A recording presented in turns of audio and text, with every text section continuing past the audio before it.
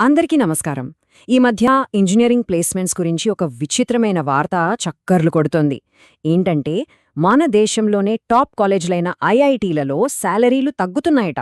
అదే టైంలో ఐఐటీలలో మాత్రం అమాంతం పెరిగిపోతున్నాయి.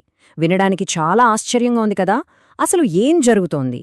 గెడెన్ దీని గురించి ఈరోజు వివరంగా మాట్లాడుకుందాం. సరే, అసలు ఈ చర్చ అంతా ఎక్కడ మొదలైందంటే ఈ న్యూస్ ఆర్టికల్తోనే. ఇంజనీరింగ్ జాబ్ మార్కెట్లో ఏదో పెద్ద మార్పు రాబోతోందని, మనకు తెలిసిన పాత లెక్కలన్నీ మారిపోతున్నాయని ఇది మనకు ఒక హింట్ ఇస్తోందన్నమాట. మరి ఇప్పుడు మన ముందున్న అసలు ప్రశ్న ఇదే: ఇంజనీరింగ్ ప్లేస్మెంట్ల ట్రెండ్ నిజంగానే మారిపోయిందా, లేకపోతే ఇది కేవలం ఈ ఒక్క సంవత్సరానికే పరిమితమా? గెలిన్ ఈ ప్రశ్నకు సమాధానం వెతికే ప్రయత్నం చేద్దాం. అయితే ఈ కొత్త నంబర్స్లోకి వెళ్లే ముందు ఒక్కసారి పాత రోజుల్ని, మనకున్న ఒక నమ్మకాన్ని గుర్తుచేసుకుందాం. అదేంటంటే ఐఐటీ ప్లేస్మెంట్ల గ్రేట్నెస్. మనందరికీ చాలా ఏళ్లుగా, అంటే దశాబ్దాలుగా ఒక బలమైన నమ్మకం ఉండేది. అదేంటంటే, దేశంలో ఒక మంచి టాప్ ఐఐటీలో సీటు వచ్చిందంటే చాలు, లైఫ్ సెట్ అయిపోయినట్టే. మంచి హై శాలరీ జాబ్ గ్యారంటీ. ఇది ఒకప్పుడు కాదనలేని నిజం కదా. కానీ ఈ 2023-24 అకాడమిక్ ఇయర్కి సంబంధించిన ప్లేస్మెంట్ డేటా ఆ పాత కథకు ఒక కొత్త ట్విస్ట్ ఇస్తోంది. గెలిన్ ఇప్పుడు ఆ నంబర్స్ ఏంటో చూసేద్దాం. ఈ డేటాలో మనల్ని అందర్నీ షాక్కి గురిచేసే విషయం ఒకటుంది. మన దేశంలోనే టాప్ ఇన్స్టిట్యూట్స్ అనుకునే చోట ఒక ఊహించని డౌన్ఫాల్ కనిపించింది. చూడండిక్కడ, ఐఐటి బాంబే, ఢిల్లీ, గౌహతి ఇలాంటి పెద్ద పెద్ద ఇన్స్టిట్యూట్స్లో మీడియన్ శాలరీ గత ఏడాదితో పోలిస్తే తగ్గింది. ముఖ్యంగా ఐఐటి బాంబేని చూస్తే 22 లక్షల నుంచి ఏకంగా 19 లక్షలకు పడిపోయింది.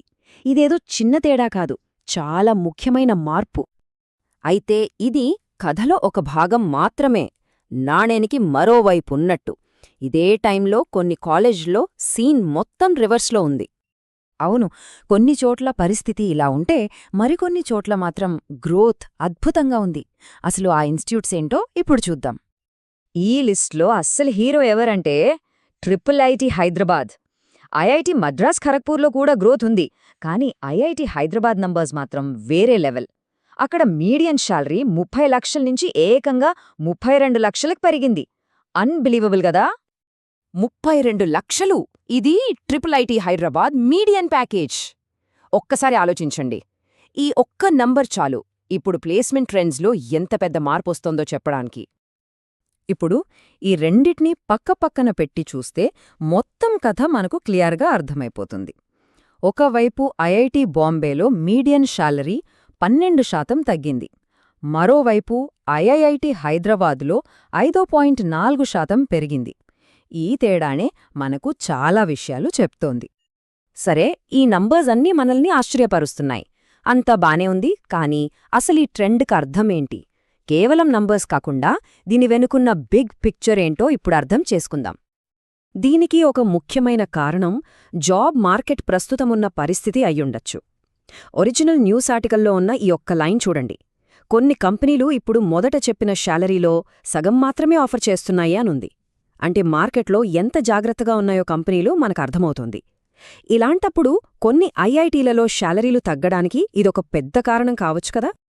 సో ఫైనల్గా ఈ మొత్తం డిస్కషన్ నుంచి మనం నేర్చుకోవాల్సిన విషయాలు ఏంటంటే, 1, కొన్ని టాప్ ఐఐటీలలో మీడియన్ శాలరీలు తగ్గాయి, కానీ అన్నింటిలో కాదు. 2, ఐఐటి హైదరాబాద్ లాంటి ఇన్స్టిట్యూట్స్ మాత్రం చాలా స్ట్రాంగ్ గ్రోత్ చూపిస్తున్నాయి. 3, జాబ్ మార్కెట్ ఇప్పుడు చాలా కేర్ఫుల్గా ఉంది. ఇక చివరిది, బహుశా టాప్ ఇన్స్టిట్యూట్ అనే పదానికి అర్థమే ప్లేస్మెంట్ల విషయంలో మారిపోతుందేమో. మరిలా పరిస్థితులన్నీ మారుతున్నప్పుడు భవిష్యత్తులో ఒక సక్సెస్ఫుల్ ఇంజనీరింగ్ కెరియర్కి అసలైన దారి ఏది? కేవలం కాలేజ్ బ్రాండ్ నేమ్ చూసుకుంటే సరిపోతుందా, లేకపోతే స్పెషల్ స్కిల్స్ మీద ఫోకస్ పెట్టాలా? ఇది ఇప్పుడు ఇంజనీరింగ్ చదవబోయే ప్రతి ఒక్కరూ ఆలోచించాల్సిన విషయం.